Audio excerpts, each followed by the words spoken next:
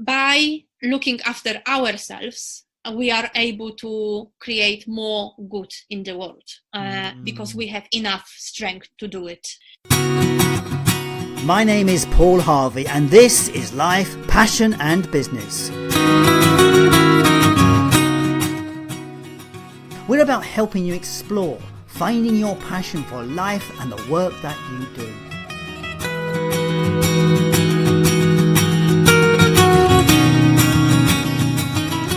But it's so much more than that. It's about finding clues to the big life questions. What does it mean to be successful? What is the meaning of life?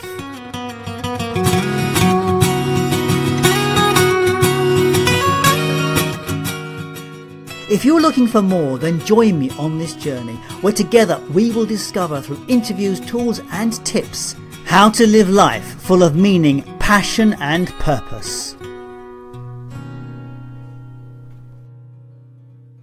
And welcome to Life, Passion and Business.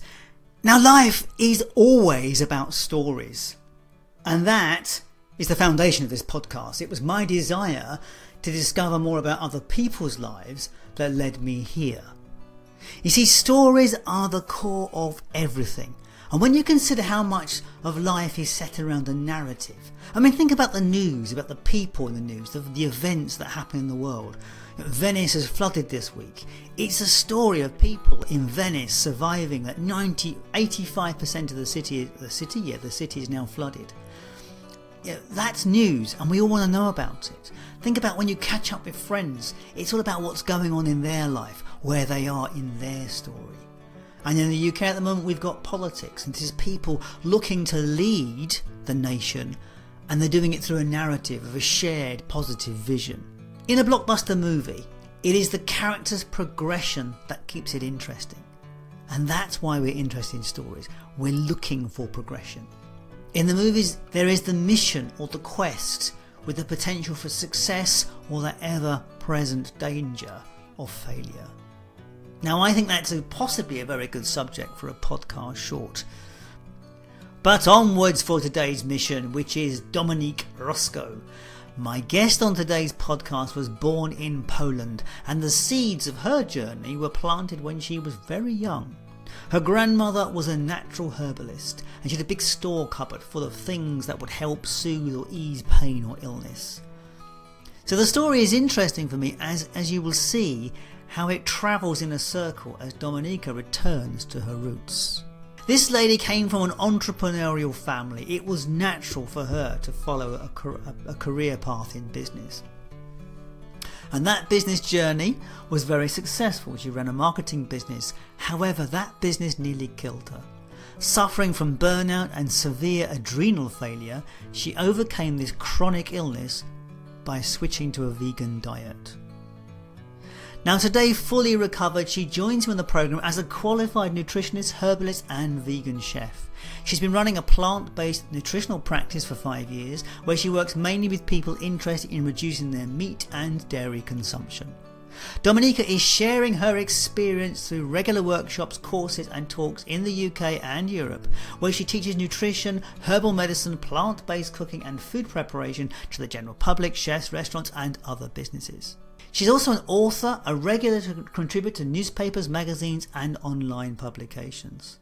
You see, all of that energy and passion that went into marketing other people's projects is now focused on her business, on her passion. I hope you enjoy the conversation with Dominica Roszko.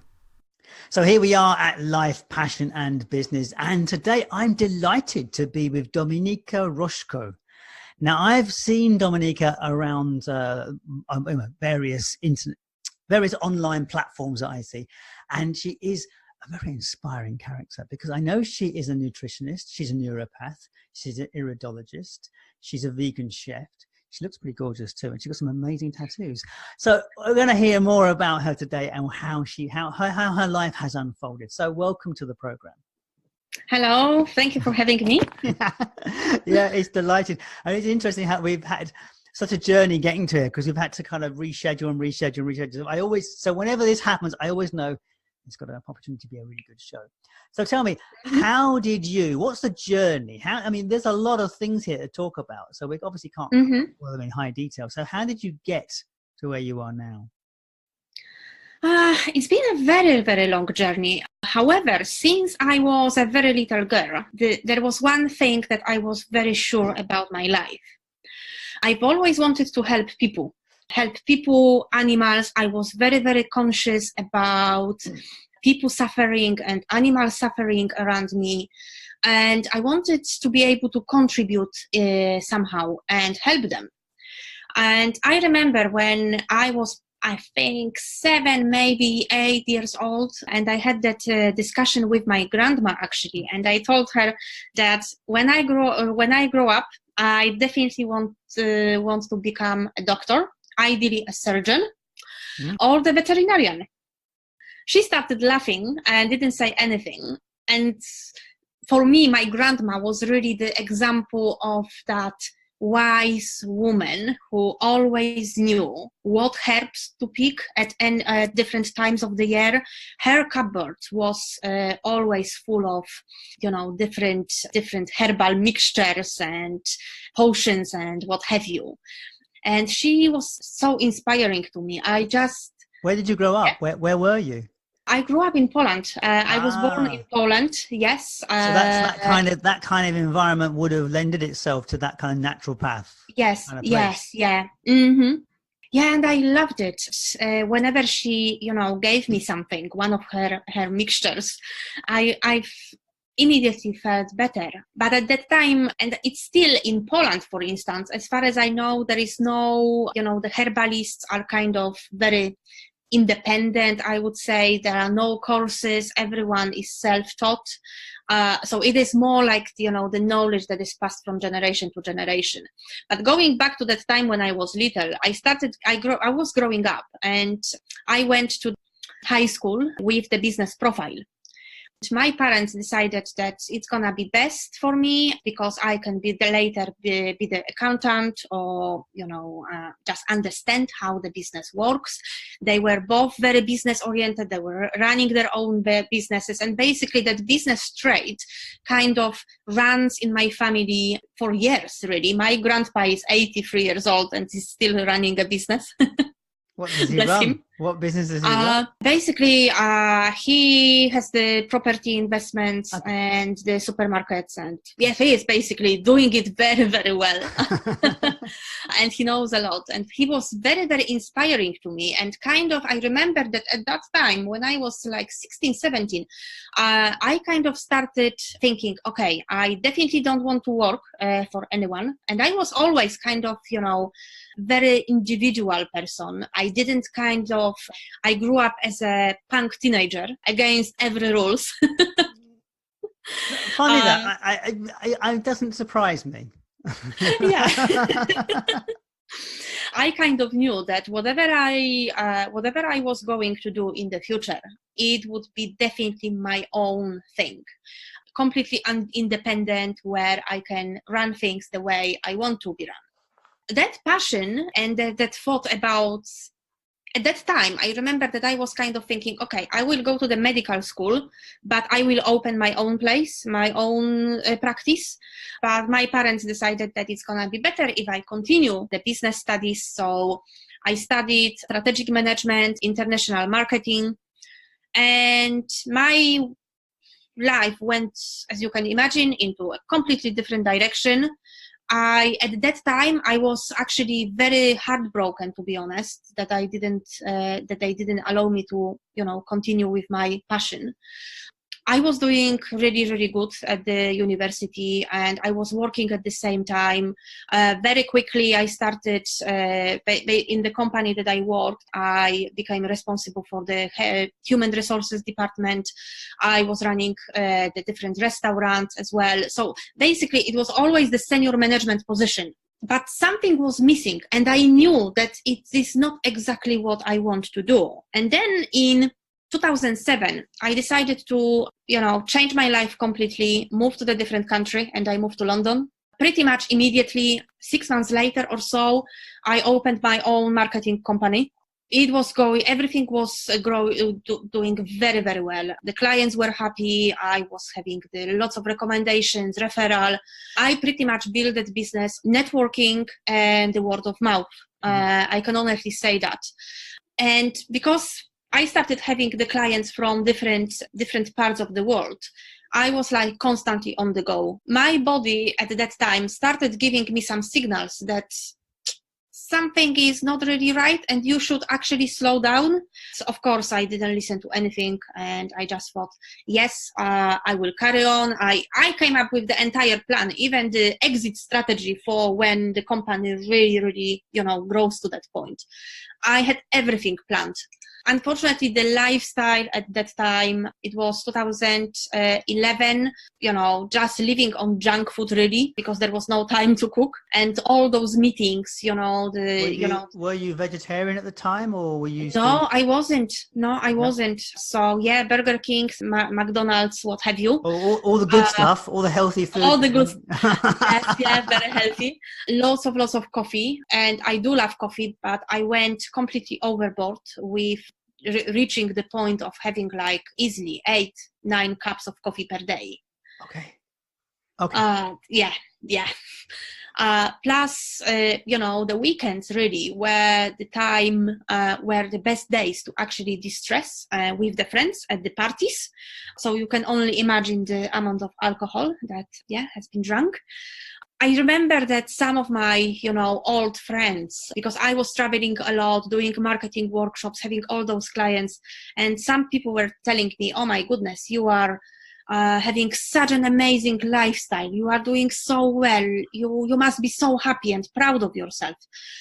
It is that moment when you kind of think, yes, it is all going great. You have money, you have, beautiful house, you have everything what you can imagine. But still, there is a big thing missing. And you are not feeling that you make enough impact, especially in my kind of, very compassionate approach. I could feel, okay, I have happy clients, but it's not the difference that I wanted to see. And I couldn't figure out what it really was. In 2011, really, my health crashed completely. I ended up with the adrenal fatigue, pretty much unable to do anything, because even the simple daily tasks, like, washing up dishes or even hoovering, it made me feel so exhausted that I had to have like a nap for like an hour or two. Not even to mention about any kind of laptop work. My eyes were burning, painful. I could only do like half an hour at a time, having a lay down, and another half an hour. So of course, I wasn't really able to, go to the meetings anymore. And I kind of started getting, very anxious, very depressed as well, because I am naturally a very lively person. I cannot sit still, and suddenly I was maybe not necessarily bedridden, but how do you call it? This is burnout and breakdown, isn't it? This is classic. Yes, it is. For completely burned out. If you think that things couldn't really get any worse, they got worse. So I got that eczema flare up out of nowhere. I've never ever had any skin problems, even though I had that terrible diet and terrible lifestyle. My skin has always been like perfect, and suddenly one day I literally woke up all itchy all over my face. I remember that like it was yesterday. I was lying in my bed and I touched my face. I was like, what is that thing? Kind of very, very dry skin and kind of very hot.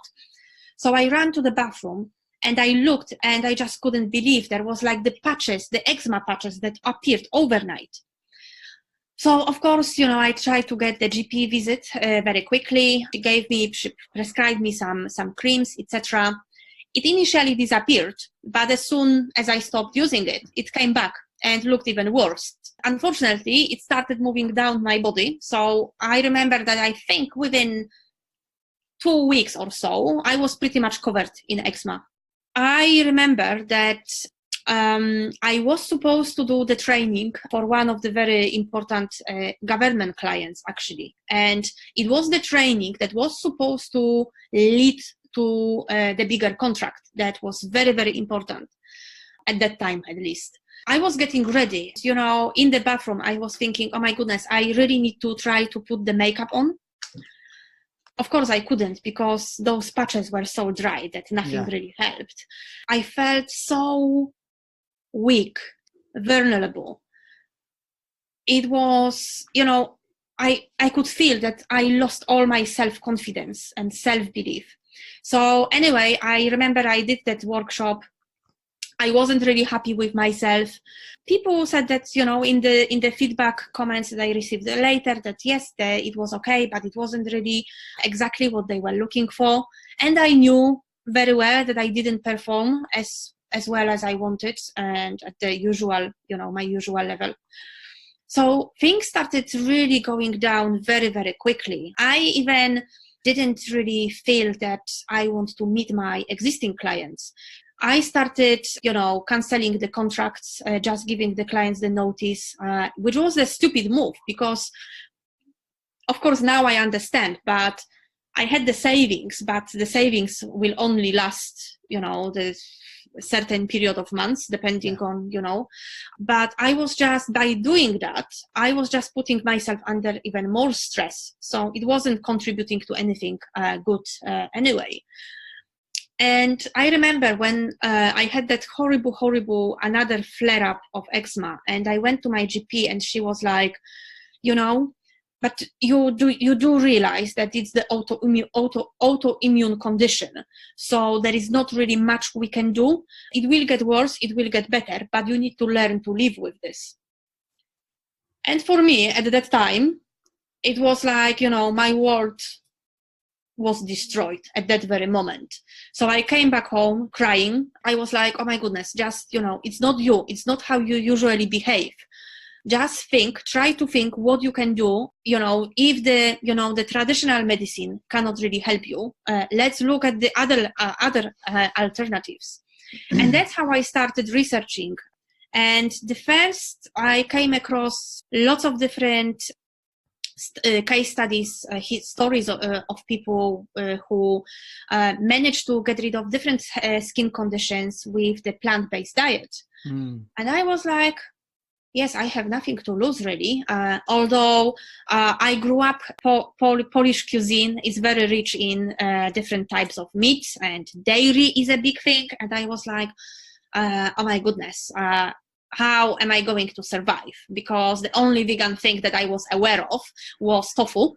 It was late 2011, early 2012, so there were pretty much no vegan products. You were a pioneer in veganism at that point. Yeah. But anyway, I decided, let's give it a try. And I think that especially like right now, when I look at some of my vegan clients and their different intolerances, food intolerances particularly, there are lots of vegan meat replacements, we can say, but of course they are, either full of soya-based, wheat-based, gluten. And of course it triggers, especially if someone is having it every single day, it will, everything in excess will cause some irritation sooner or later. So I think that, now we have that easy access to all those different vegan products, but at the same time, we should be like fully aware of, okay, it's not the type of the food that, you should have every single day. And I think that back then I was very lucky because there was nothing in the shops. So it was a really, whole food plant-based diet that I prepared myself at home. Even though I kind of, especially when I started running the marketing business, I wasn't really cooking much. And it was mainly the ready meals just because it was easy. And I kind of kept telling myself, no, cooking this will take way too long, way too much time. I've always loved cooking. That was something that I had since I was very little. Mm-hmm. And again, there's my big contribution of my grandma. it was a little bit tricky at that time when I started preparing vegan meals, purely because, you are kind of looking for that replacement of the meat on the plate. Yes. Whereas it's not necessarily this. You just need to come up, okay, so this will go with this. Yeah, it's just, just your imagination, really. But I found the process very enjoyable. And while doing this, the eczema started decreasing a little bit. As far as I remember, it stopped being so itchy, and because it was the biggest problem that I had, and I tried not to scratch it, but of course I always made it worse because of this, the irritation that I was causing. But what I noticed with the adrenal fatigue, I suddenly started having like loads of energy. I remember the conversation that I had at that time with the friend of mine who is a dietitian, and she was like, "No, it is not a good thing. You cannot be vegan if you have adrenal fatigue." At that time, I remember like today, I had that gut feeling telling me, "Just do what you feel," and it was so real. I just said to her, okay, I will just carry on for, some time. And, if it doesn't work, just to calm her down, because she panicked. She was panicking that I am on vegan and with something so serious as adrenal fatigue. But I carried on. And at the same time, I was doing my research as well. And I came across a guy, Jason Vale. He's from the UK. I think he even lives in London. And he's called Juice Master. I read his story about his psoriasis that he suffered from since he was a little boy. Doctor's visits, hospital, they couldn't really find any solution. In his early 20s, he started doing his own research and decided to go to the United States to the guy. His name escaped me, but he was the one who came up with the juicing therapy. Uh-huh. And he went to see him. I think he was doing the retreat or something like that. And he came back psoriasis free. Wow. And I was like, oh my goodness, that's definitely something that I need to try. So I bought his book. I read the book, I remember, in one evening. The next morning I went to Sainsbury, and the lady at the checkout was looking at me. I was like, what about all those cucumbers? Because that diet that, yeah, it is the diet really, is so abundant in different juices that you have during the day. There were like 5 or 6 juices that you end up buying, like, 20 cucumbers, 60 apples, and what have you. So when I loaded it all at the checkout, she was like looking at this. It's like, what are you doing with this? Do you have any catering business? No, I'm doing juicing. And she was looking at me in disbelief. It's funny how modern that thing is. I was in Tesco's up here recently, and I saw an older guy, probably, I don't know, a bit older than me, certainly, and I'm an old guy, but he was older than I, and he had an armful of celery. Literally, he had like 10 celery. Yeah. And I said, you like your celery? He says, I have a head of celery every single morning for breakfast. He said it's for my liver. So it's actually. It is. Celery juice is actually very, very beneficial. I've tried it. It's a bit grim. It is, yeah. Yeah, but going back to all of that, I started that juicing. It was supposed to be like 4 weeks program. Yeah. I was feeling so amazing that I carried on for like 7 weeks or something.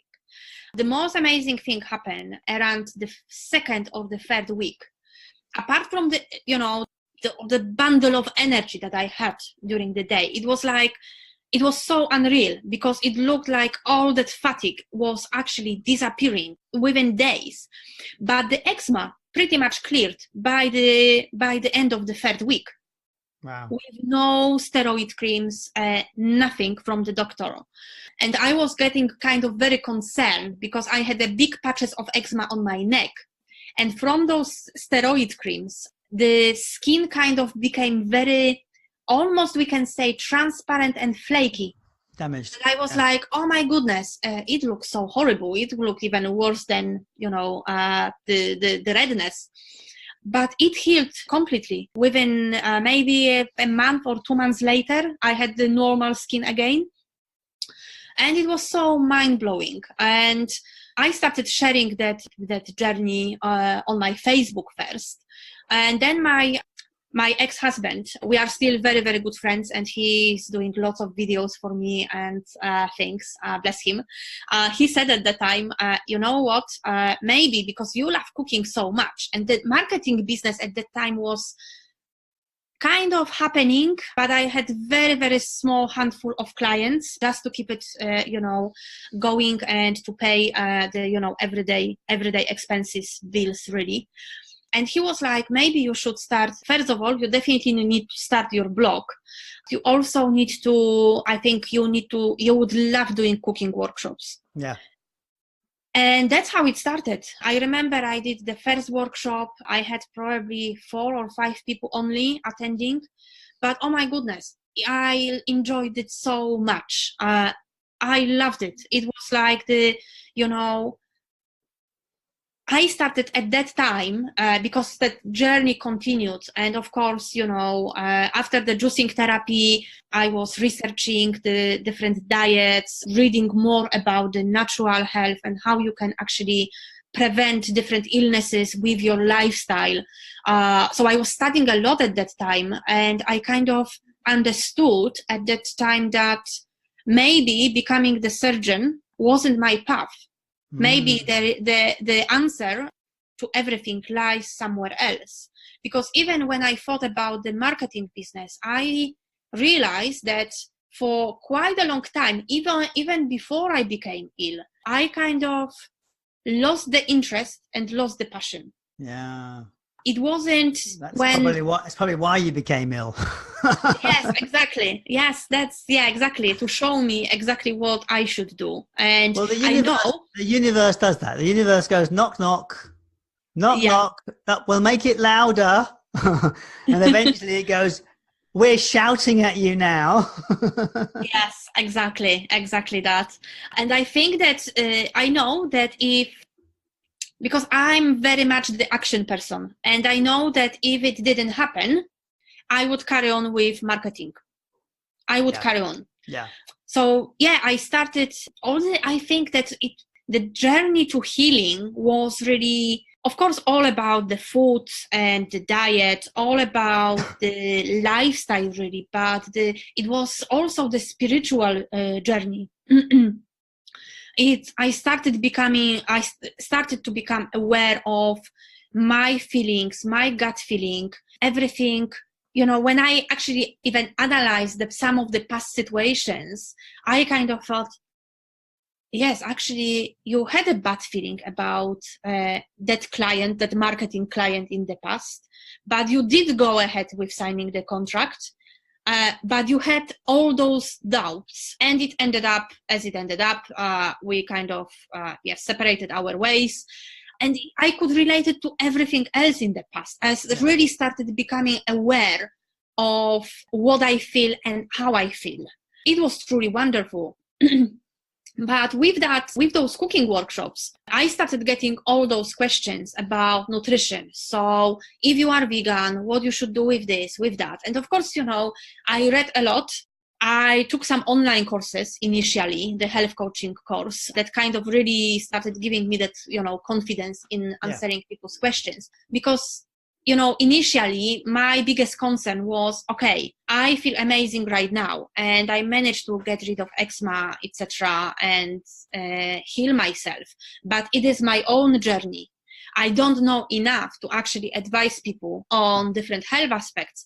And some questions where it wasn't even when we think about eczema and compare it to diabetes, for instance, it's a completely different story. But people started asking me, coming with the different, big, illnesses, health situations, asking me about the advice. And I was like, no, I'm really not qualified to actually answer that question.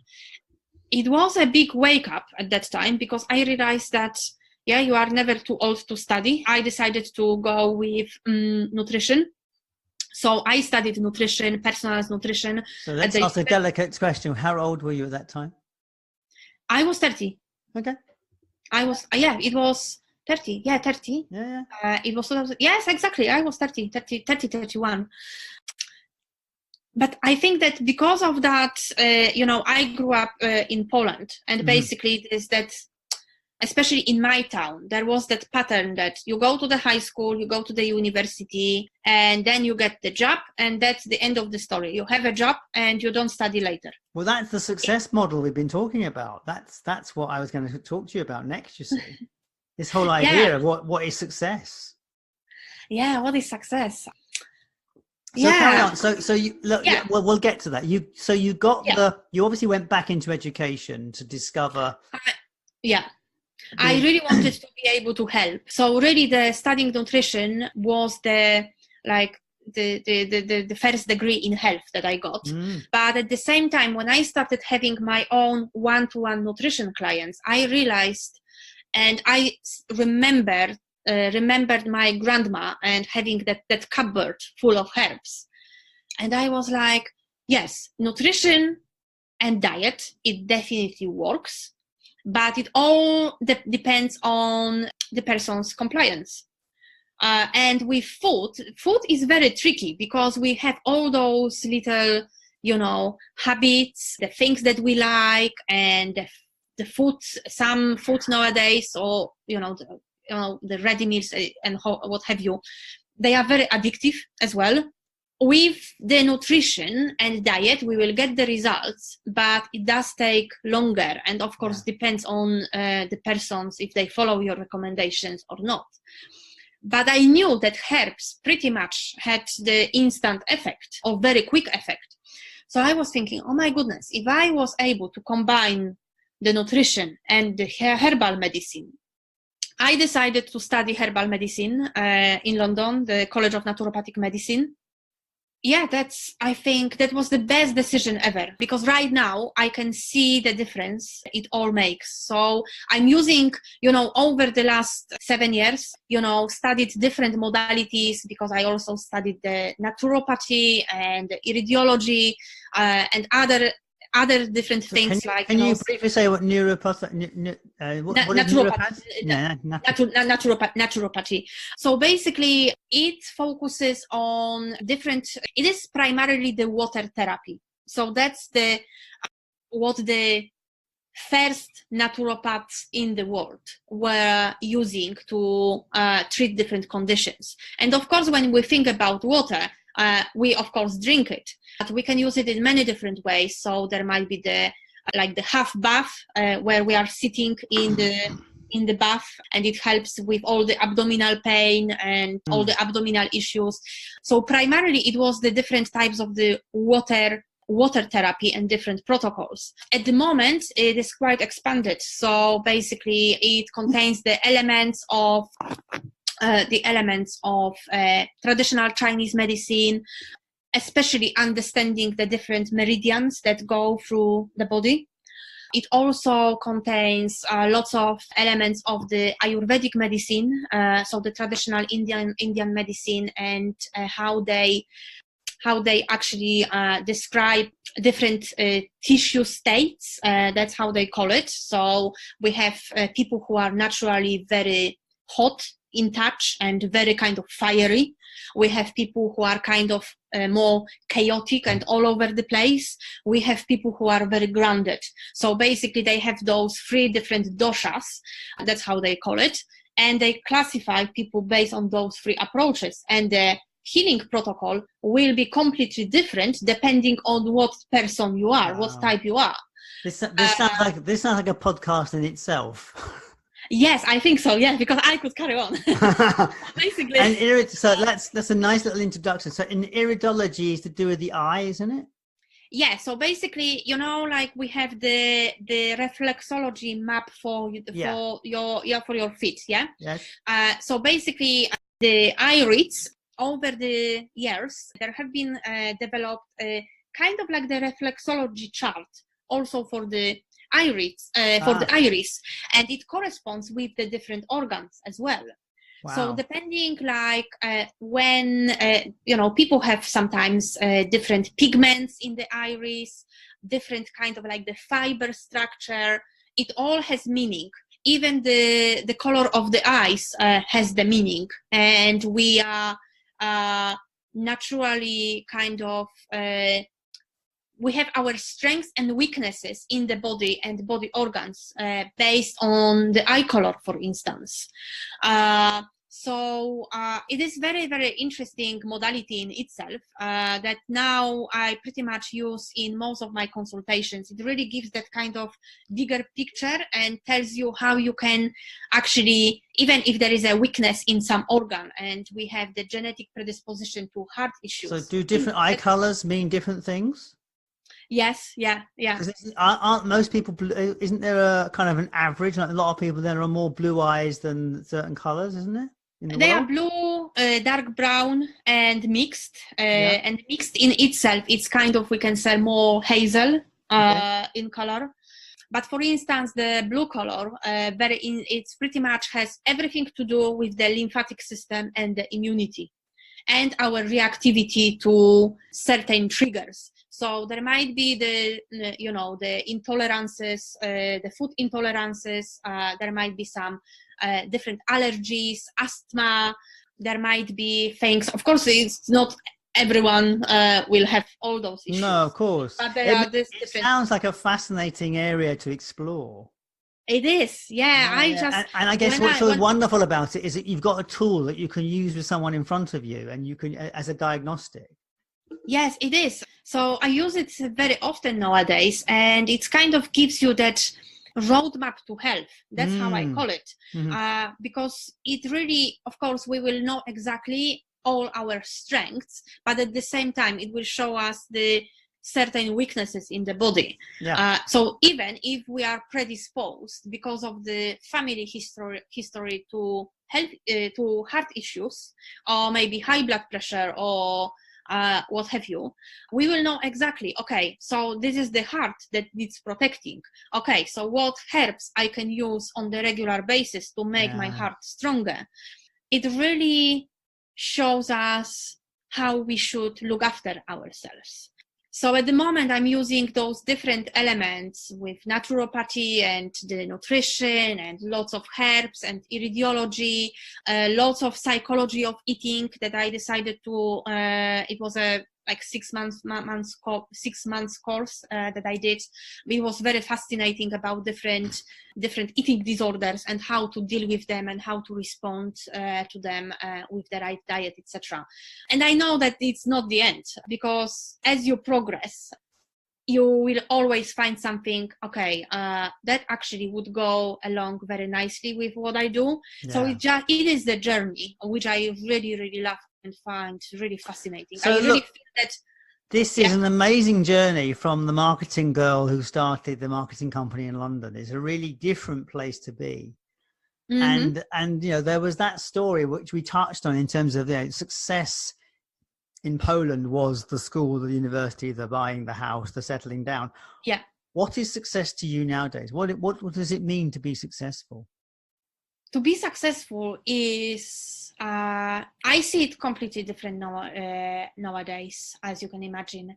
But success for me is being able to make the difference. With what I do. I do lots of workshops. I do travel quite a lot. I have lots of one-to-one consultations with my clients, and I find it extremely rewarding when I see the difference that happens after a month, after 3 months, and I see how their health improves. But it is the workshops that I find the most enjoyable, for that very reason, that I know that those people will take the information or some information that I gave them, they will apply it, and that's the beginning of their journey, because they have that knowledge that I shared with them. If they apply even a little thing, it will make the difference, and they will see that difference, and they will share it with others, and we are creating that wonderful, beautiful ripple effect on people.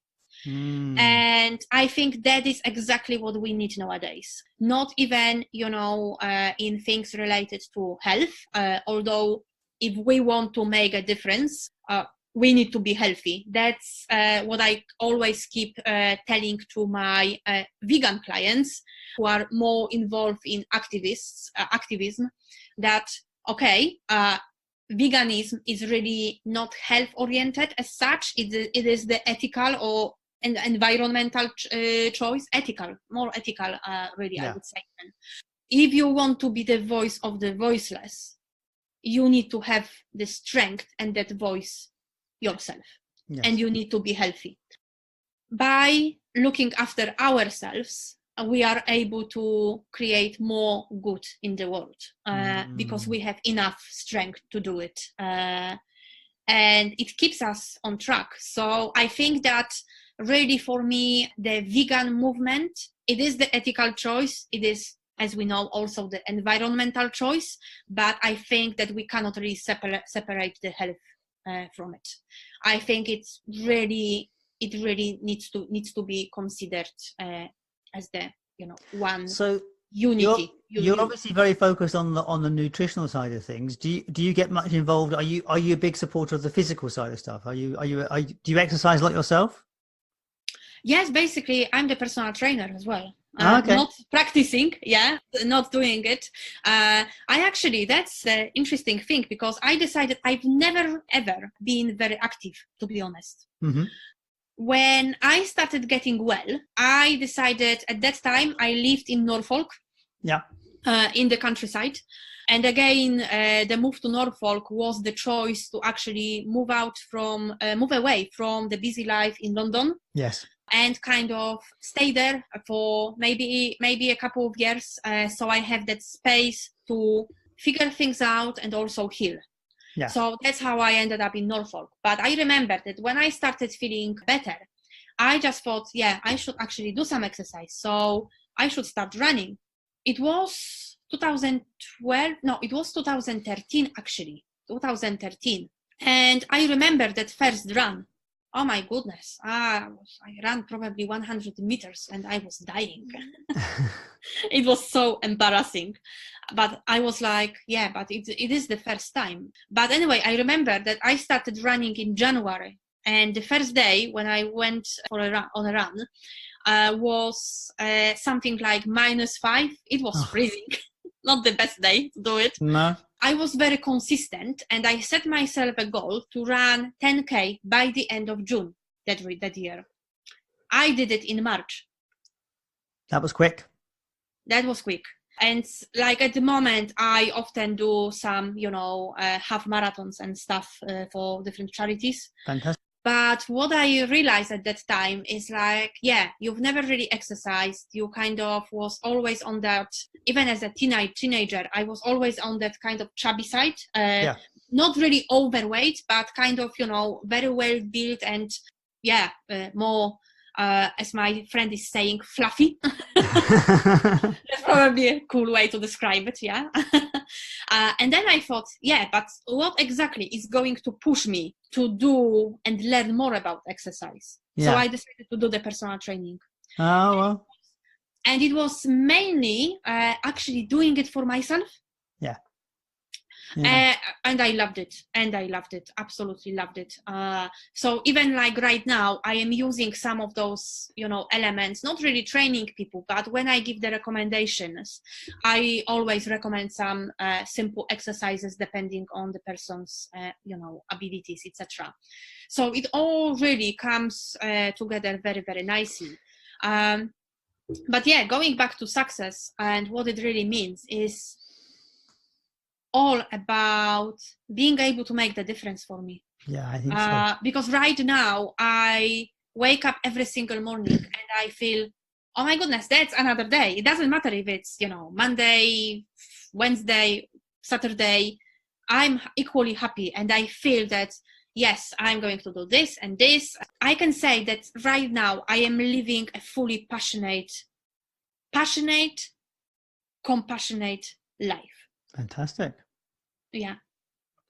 So this brings me to that question I said to you, which is the surprise question. And it says, what is the one question that I haven't asked you? One question. What is the one question I should ask you that I haven't? What is the one thing the world needs to hear about you? I think that's also the spiritual side of things, that, we are not a simple being. So in our journey, of course, things like, diet is important, but it also that fusion between body, soul, and mind, because it is really the one thing, and we cannot separate it. And when we think about it, even with the most wonderful organic diet that we may have, if there is something happening on the emotional level, either the relationship issues with the partner, or maybe some unresolved issues with mother, with father, anything family based, or maybe even with a very close friend, or if there is any certain situation that is bothering us, some stressful situation, and we kind of keep our mind, overthinking, because when we actually start thinking too much about something that maybe is a problem, we make it like oh my goodness, that's the mammoth problem. We make it bigger. I think that on that journey it is important to find your thing, how you can integrate your body, your health of your body, with your emotions, with your mind. So for some people it can be meditation, for other people it might be yoga, for other people they are very active and they really switch off when they are doing something that is very energetic. So it might be, I don't know, the salsa dancing, for instance. Because there is also that, lots of articles that you can find online that, yes, you need to meditate every single morning for half an hour.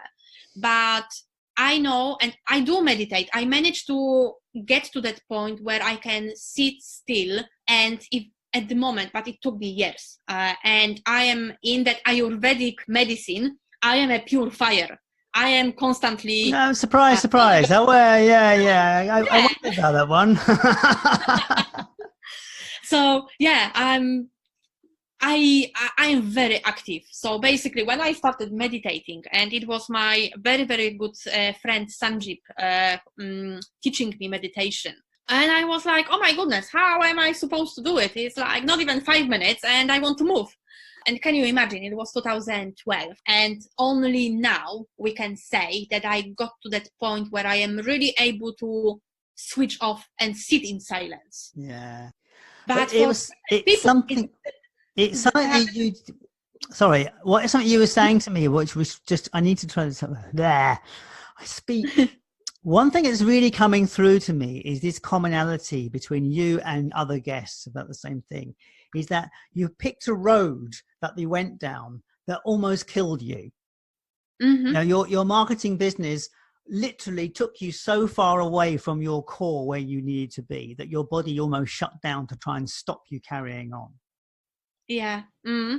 And I think this is what you were saying about the idea of merging mind, body, and spirit. And it can be anything. Yeah. It can be meditation. It can be anything that puts you in touch, that keeps you in alignment with your core self. Yes. Is what's important, I think. That's very and true. Even if you can only sit for 2 minutes in meditation, if it brings you back into alignment with your core self, that's enough to stop you dying. Yeah, exactly. And I think that we kind of forget about our breath and how powerful our breath is, because sometimes even when I don't know, there is a difficult conversation with someone, etc., I sit down and I am fully aware of my breath, and as I take that deep breath in and I close my eyes, I can feel that it goes all over my body. Really. Yes. And it really brings you back to the point where, just don't be angry, don't panic, because that is not the way forward. I must tell you this, it's a lovely story on breath. There was a guy, he's a Westerner who went to a monastery to study. And it's his first day in the monastery, and he's shaved his head, and he's in his new clothes, and he's wandering around, not quite sure what to do. And he comes up upon a class of children being taught in the monastery. And there's all these 5-year-olds sitting, and there's like a 10-year-old child teaching them. And so afterwards, he doesn't want to interrupt. So I just, What were you teaching him? He said, this is their first day in the monastery. What were you teaching him? I was teaching him to breathe. Mm-hmm. Why were you teaching him to breathe? Because why not? We have to learn to breathe. It's the one thing you have your entire life. What do you learn when you first start education? Letters, numbers? Oh, well, we teach breath. Mm-hmm. Is it? Breathing is so important. And it's like in other cultures, they teach people to breathe, teach children to breathe. Yeah. And also, I think that, especially now with the sitting lifestyle, we are kind of in that, position where our abdominal muscles, because of that,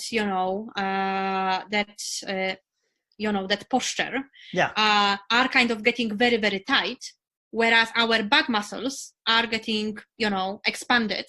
So that's why we always, start getting the kind of,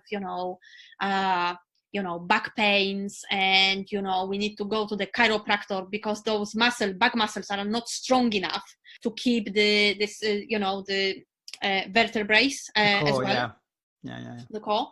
And with the abdominal muscles, we kind of, when we are in that position, kind of, bending over the laptop or the table, we are not even able to take a full breath. They are just very shallow, short breaths. And we are not really nourishing our body. And we need to remember that actually it is the breath that is the big nourishment for our cells, for our tissues, for our organs. They need the oxygen. So, I think that's, we should go back to Dominica, I love this conversation with you, but I have to be disciplined and start pulling this in, because I'm really enjoying myself here, and I think we have a lot in common in conversation. So tell me, how do people get in touch with you if they want to? What's the best way? I mean, obviously the links will be on the website, but what is the best way? What can they get from you? What's the best way to get in touch and work with you? Yeah, online. I am on Instagram and Facebook and Twitter under my business or brand name, really, Veggie Rasta. The website is also veggierasta.com. Really, you can message me on any of those channels and I will reply. Okay. So basically, and the things that I offer are the one-to-one consultations, and over the years, I decided I love working with all sorts of different gut and hormonal issues, especially the gut issues, because it really is our second brain and everything starts there. So it is my big area of interest. So all sorts of different digestive gut issues, as well as the hormonal issues, that's what I am passionate about. And most of my clients are actually experiencing some sort of the issues in those areas. And I also do lots of workshops. I do travel quite a lot. The cooking workshops and the nutrition workshops, they are at the moment happening in Warsaw and London once a month. And apart from that, they can definitely find me at different vegan events, different vegan festivals, where I do short talks and sometimes offer the consultations as well, like the mini consultations. Yeah. That's fantastic. Well, thank you so much for that. So now we come to our final question, which is the question I ask everybody. And now, we're born on this earth as animals, and we live and die on this earth as an animal, and we're obviously part of that process. But humans are the only animal that we know of that thinks there's a greater meaning to this. So, what is the purpose or meaning of life for you? I would again go back to that success question, because all the environmental issues are very close to my heart. The suffering of any type. So it's not only the animal suffering, but also human suffering. I think that sometimes we think that we are just too little. We are just, not really anyone, significant. We are not really important to make a difference. But when we think about it, even with the smallest action, if we think about the collective consciousness and the collective action, we will have impact on the planet, on the animals, on other people's lives. The meaning of life is really we are all connected. It is all about thinking about not only about yourself, but about us all, and how we can, all of us, with those little actions that we make every single day, positive actions, make a difference in the life on earth, really. Because it is also, we may think about, I don't know, even the recycling or not buying the plastic. And we think, oh my goodness, I'm not buying anything in plastic, any vegetables, but they are all those people going to the supermarket and they are buying all those, plastic covered, veggies. Don't be afraid to talk to people, because lots of people, they are not even aware of what is happening. We think that, oh my goodness, because we see it on social media, and everyone must know it by now. People don't know. And also, in terms of again, I think that would be a topic for another time. The recycling. It certainly could be, yeah. And there are lots of confusion, because I remember when I moved back to London from Norfolk, even the councils make it confusing for people, because I could recycle different things. They were in Norfolk. Suddenly here in Sutton, I have a few different bins, and this goes this goes here, and I was like, actually, and sometimes they want the pots to be washed, sometimes not. The story in itself. But as I said, every single action, even if we walk down the street and we see someone kind of, I don't know, stressed, anxious, smile to them, because smile costs nothing. And it can change one person's life. Yes. Changes many more. And it's like what you said before, it's the ripple effect that goes out, isn't it? Yeah, exactly. So, Dominica, thank you so much for your time today. It's been a pleasure to talk to you. Thank you so much. I really enjoyed our conversation. I really did enjoy too. Yeah. And who knows? Maybe we'll have another podcast on one of these other fantastic subjects that you picked up on today. Yeah. Anyway, it would be lovely. Yeah. All the best. Yeah. Thank you. Take care. Bye. And that was Life, Passion and Business with Paul Harvey and my guest, Dominica Roszko. If you would like to connect with Dominica, you can find her on Facebook, Twitter and Instagram, or at her website, which is veggieraster.com. As ever, you can find these links at the podcast page underneath the podcast player. Now, podcast shorts. It was a fascinating idea doing podcast shorts, and I started the idea a while back. But I noticed when I'm recording on my own, I get conscious of what I'm saying. I'll tend to go back and re-edit or re-record bits, which is great for the perfectionist in me, but it does not get the bloody show out there. However, when I'm doing a live show with guests, there is no editing. We just go with what we've got. So based on that, I decided to make my podcast shorts on the Facebook page for Life, Passion and Business, and doing them as a Facebook Live. Because once done, they are live already and out there. So if you'd like to find out one of those, and there was one up recently about mission, you can go to Facebook and look up Life, Passion and Business. Now, while you're there, it would be fantastic if you were to like and follow us, and even better, if you add a comment. You see, hearing your thoughts about the podcast, this life journey, this whole thing would add to the narrative.